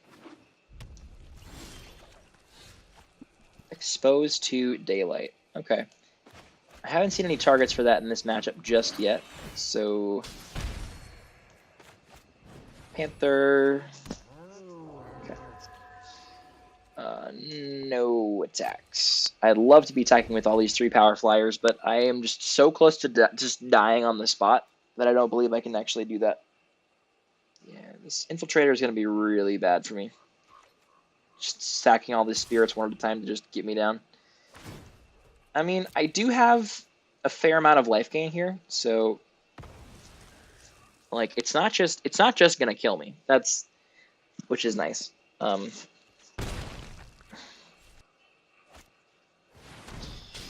That sucks. Just to ditch this, and well, I have to ditch this because it's not gonna gain me enough life in time. That definitely is not ideal. So we go Locket plus Imp on our own, or Imp on his Racketeers, I guess. Yep. So we need to draw an answer for this Blood Mist Infiltrator. I would like to exile that to gain 2, yes. So we can block like double block here, double block there, and single block that. Okay, yeah, we're in a world of hurt. 1 removal spell wins my opponent the game. I guess not though, because they do have to sacrifice like meaningful creatures after the spirit is dead. So if I can get like just a one damage kind of removal spell thing, that would be pretty good. Rakdos Roustabout. Well, that kills me if it attacks at all. Yeah, you got me, opponent. Well played. 1, 2, 3, 4, 5, 6, 7, 8, 9, 10, 11. Even like 11 power of flyers, I can't get there. Actually, holy crap. Summary Judgment? Nah, I'm still at... Oh, man, that still gets me. Oh, man. Maybe I can draw into something like... I don't know. Maybe there's a card that exists that can save me. That would have been good a long time ago. Actually, it would save me if I could cast it here. I'd kill everything except for, like... No, it wouldn't. Because it would kill my own Panther, and then my opponent would just kill me with their guys. That's just fine. Okay. Alright, so Rakdos aggro. So, what's coming in? I'll tell you what's coming out. Let's see. Exposed to Daylight's coming out. Sky Tether's coming in. I just want cheap ways to interact. I'm also going to bring in the Footlight Fiend. Footlight Fiend trades for a lot of their early creatures, and if I manage to kill it, it kills that stupid Infiltrator that got me that game. I think the rest of my deck seems really nice. Final Payment might be a little awkward against my opponent. I'll take out Final Payment, I think. I don't want to be paying life against them.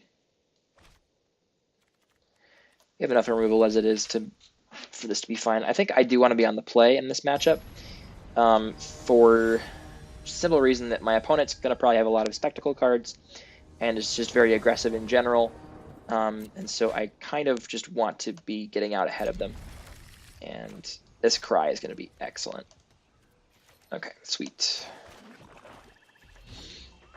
I'm so happy with my opponent playing 1-drop creatures that die to this. Just do more of that. Do more of that, please. Be my guest. Wow, really? Is that the best you can do right now? If so, it's pretty sad. Are they gonna go like mountain skewer my Pegasus? Is that what's gonna happen here? That seems terrible. Okay, good. We're gonna attack for 1 and then play this Blade Juggler with a Spectacle cost. Because we can't play anything else.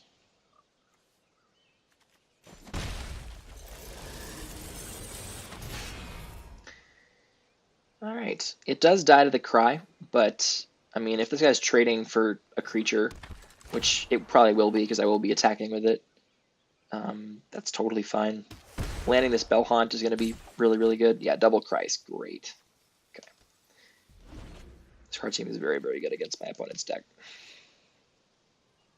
Alright, Bolt the Jeff. What have you got for me? Roustabout. Okay. Roustabout is good. Probably holding this guy back at this point. Yeah, we'll attack with the Pegasus, though. So my opponent wants to, like, spend a removal spell dealing with my guy, then I just get to probably wipe the board with this next turn. Just play more 2 toughness creatures, please. Play a whole board of them. Or if they could just, like, maybe...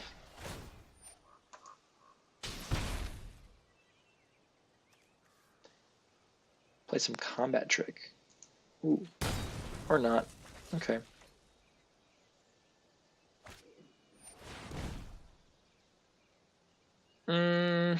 That's gross. Okay. Just like one of these and maybe like... These are all so good. Maybe Summary Judgment? No, I can't beat that. All the other ones are better though, right?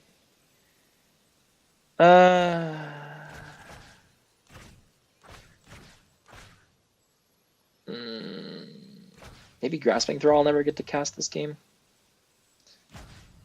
No, I can't. I can't in good conscience discard Grasping Throw. And wow, just get immediately punished.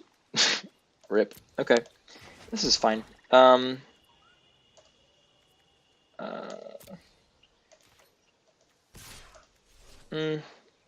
let my opponent spend mana to attack me, I guess.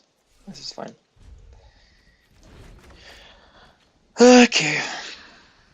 Yeah, that was a punt. I mean, like, Bellhaunt is so much better than Syndicate Messenger that, like, I really just wanted to hold on to it because of that, but if you want to attack me, I think I probably should just let them hit me. Rather save this for a bigger guy.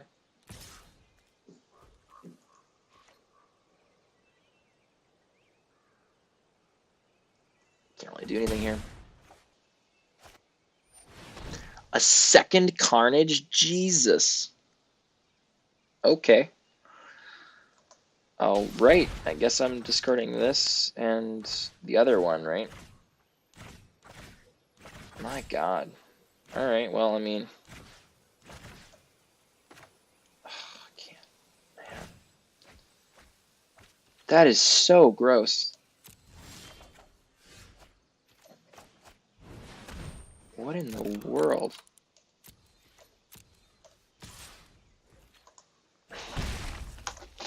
I have no idea how in the world my opponent sideboarded into double blightning nonsense when I saw like nothing but creatures from them game 1. That is insane. Do I kill this now? I still don't think I do. Man, this Carnage has just been so brutal. They haven't been playing any creatures. That baffles me. It's been so baffling to me because I feel like getting a creature into play is just way better than like blightning, like carnaging me when I have like, I don't get it. I really don't. Someone's gonna have to explain this to me, but I'm definitely Oh, man. Oh, wow. Okay. All right, well, we're going to play this Thrall. We held on to for a while.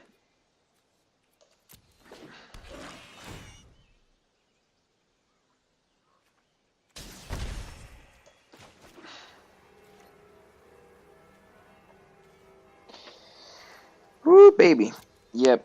This right here is going to be the game, probably. Man, that's so good. Yep. All right.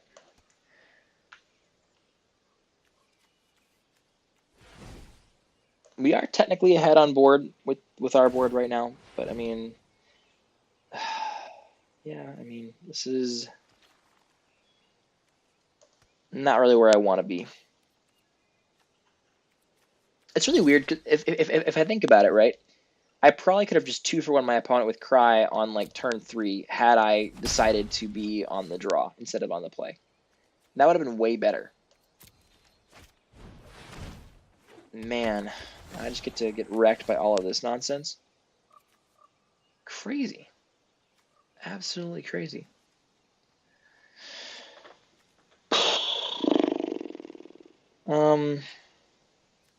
Can I attack?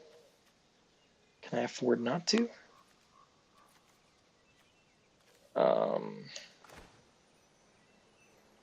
Okay, opponent. Alright. No need for that. Alright, I'm gonna hold on to this, just in case my opponent hits to get the Racketeers somehow. Yeah, it's just such an awkward position to be in.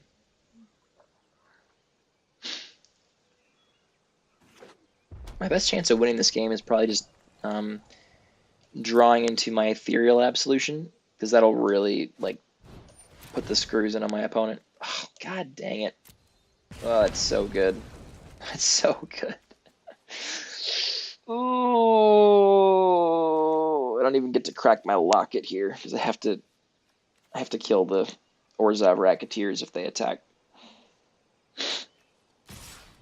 They forgot to spend the mana on this guy, though. Right? Ooh. That seems like a mistake.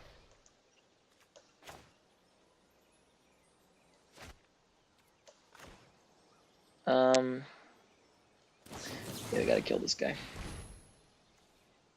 They definitely should not have let me block here.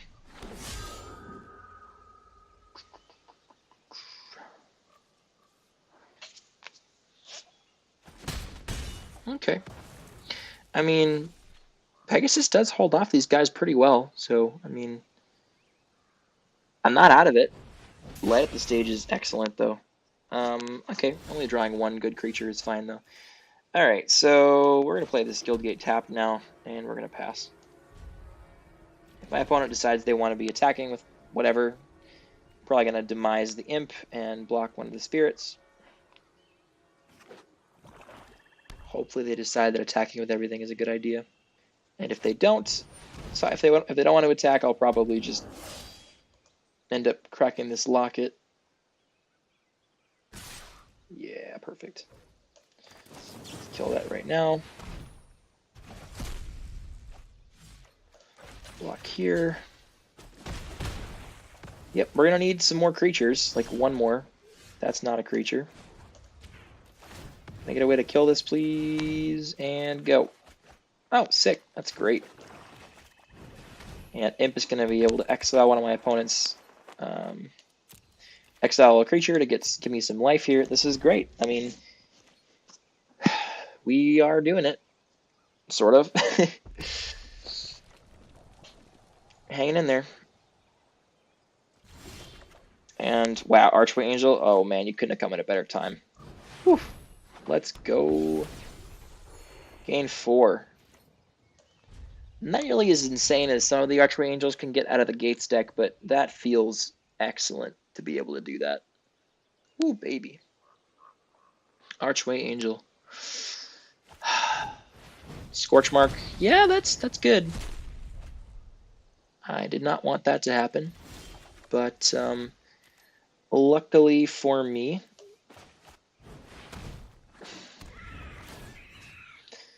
We're going to use our own graveyard and get rid of the Blade Juggler.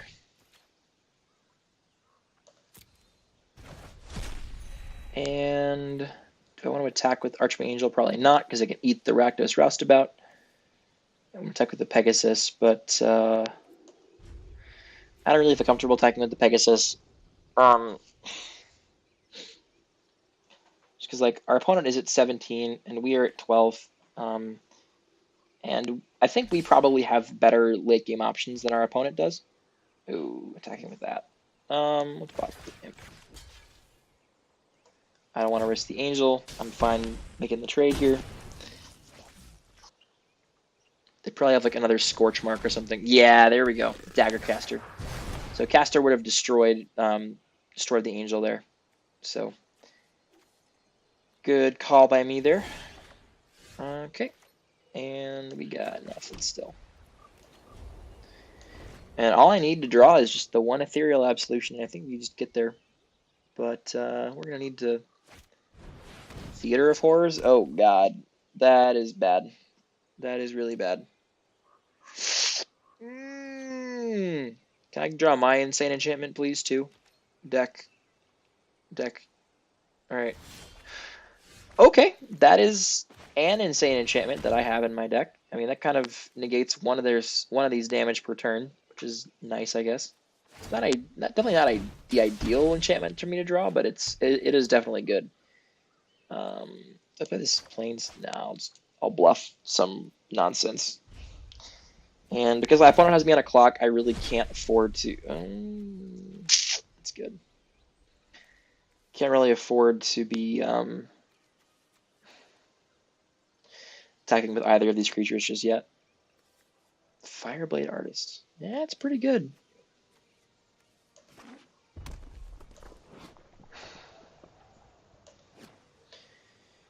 Yeah, if I could just draw my Ethereal Absolution like right now, that would be great. Yep, I get to play their Fireblade Artist here. Yeah, there it is. So I'm going to take another damage from this turn. Yeah, we are in a world of hurt. No. Shoot. This is bad. This is very, very bad. So 3, 4, 5, 6, 7, 8. Oh boy.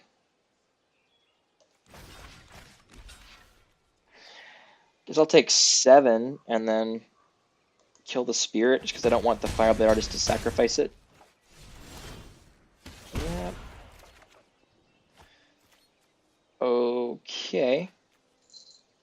So we can like put this on this guy or whatever. I kind of actually have to sacrifice this, the Ill-Gotten Inheritance this turn, otherwise I think I lose. Because my opponent can just ping me for 2 with the Theater of Horrors. So yeah, as much as this sucks, I have to use it right now. And probably should just...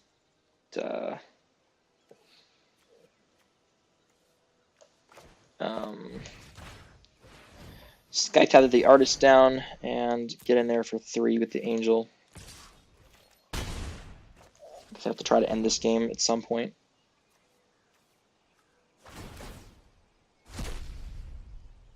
I'm going to sacrifice this to itself. Please hit sacrifice this to itself. Do it. Oh, they're not going to. Okay.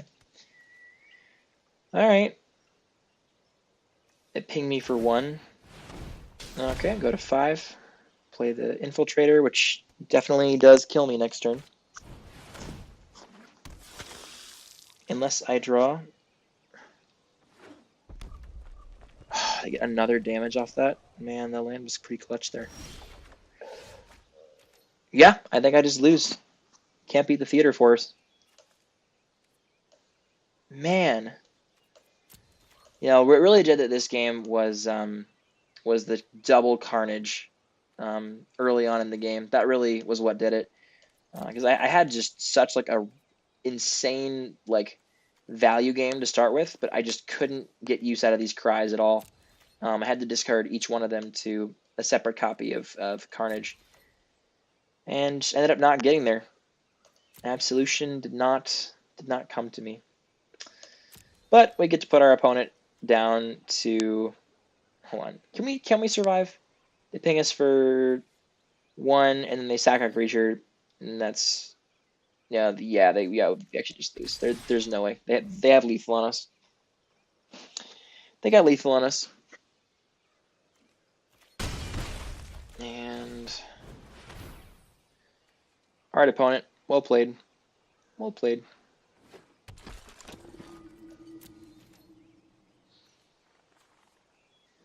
I'll have the honors. Played really well. Definitely played really well around my little mini rats by just going in and attacking my hand really aggressively at the beginning of the game. That was definitely correct. Yeah, we're gonna go to 2, and then they get to just ping me to death.